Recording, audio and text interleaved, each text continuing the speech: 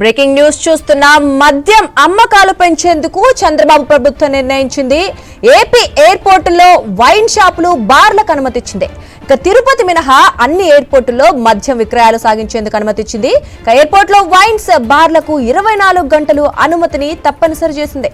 Licence ఫీజులు, పన్నులపై కొత్త మార్గదర్శకాలు, బార్ లైసెన్స్ దరఖాస్తు రుసుము 5 లక్షలు చేసింది.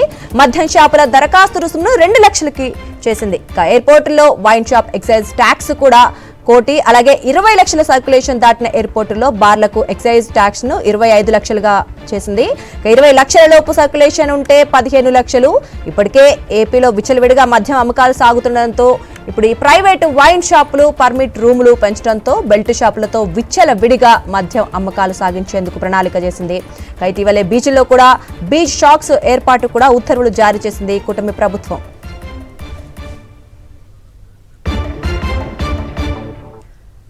దీనిపై మరింత సమాచారం అందించేందుకు మా కరెస్పాండెంట్ సతీష్ సిద్ధంగా ఉన్నారు.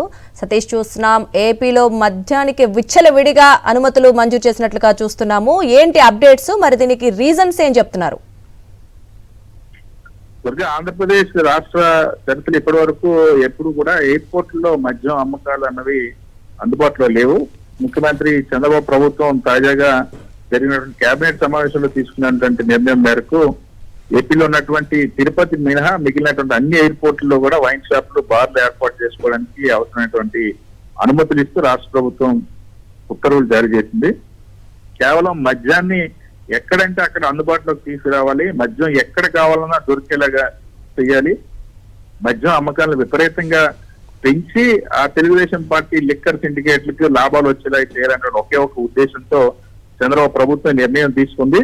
ఇప్పటి వరకు ఆంధ్రప్రదేశ్ లో ఏ ఎయిర్పోర్ట్ లో కూడా వైన్ షాపులు కానీ, బార్లు కానీ అందుబాటులో లేవు. ఇప్పుడు చంద్రబాబు ప్రభుత్వం దానికి అనుమతిస్తూ నిర్ణయం తీసుకుంది. ఇప్పటికే ఇటీవల కాలంలో గత కేబినెట్ లో బీచ్ల్లో కూడా మద్యం షాపులు, మద్యం అమ్మకాలకి అందుబాటులోకి తెచ్చేందుకు బీచ్ షాక్స్ ఏర్పాటు చేయడానికి నిర్ణయం తీసుకుని దానికి జీవో కూడా జారీ చేసింది. విశాఖపట్నం, అదేవిధంగా సూర్యలంక బీచ్ లో మొదటగా బీచ్ షాక్స్ ఏర్పాటుకి సంబంధించి ఆదేశాలు జారీ చేసింది. ఇప్పుడు మరింత విస్తృతంగా మద్యం అమ్మకాలు చేసేందుకు ఇప్పుడు ఎయిర్పోర్ట్ లో కూడా, అంటే ఇప్పుడు విశాఖపట్నం కానీ, విజయవాడ కానీ, ఈ ఇతర ఎయిర్పోర్ట్ తిరుపతి మినహా మిగిలినటువంటి ఎయిర్పోర్ట్లు అన్నింటిలో కూడా ఈ మద్యం షాపులు, అదేవిధంగా బార్లు అందుబాటులోకి రానున్నాయి.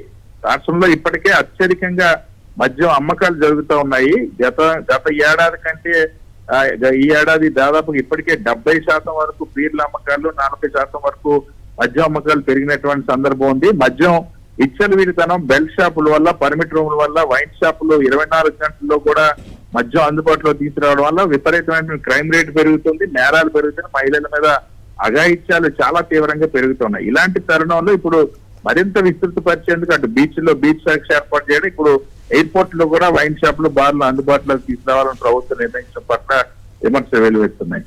Durga. Right Satish, thanks for the updates.